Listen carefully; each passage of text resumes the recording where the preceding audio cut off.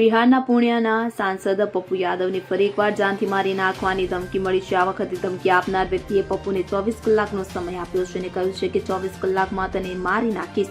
આ ધમકી વોટ્સએપ દ્વારા આપવામાં આવી છે, જેમાં મોટો ધડાકો દર્શાવવામાં આવ્યો છે અને 24 કલાકનો સમય આપવામાં આવ્યો છે। ધમકી મોકલનારે ગેંગસ્ટર લોરેન્સ બિશ્નોઈના નામે આ ધમકી આપી છે। મહત્વનું છે કે પપ્પુ યાદવને છેલ્લા મહિનાથી સતત ધમકીઓ મળી રહી છે। આ ધમકીઓ મામલે પપ્પુ યાદવે જણાવ્યું કે સરકાર મારી સુરક્ષા કરે કે ન કરે, તેણે ઓછામાં ઓછું લોકોને એ જણાવવું જોઈએ કે મને શા માટે ધમકીઓ મળી રહી છે।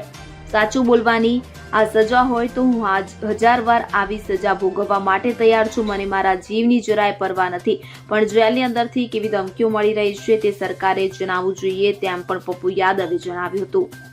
Bureau report CN24 news. હવે જુઓ દેશ દુનિયાની તમામ ખબરો તમારી આંગળીના ટેરવે। ઉઠાવો મોબાઈલ અને Google Play Store પરથી ડાઉનલોડ કરો અમારી CN24 ન્યૂઝ મોબાઈલ એપ।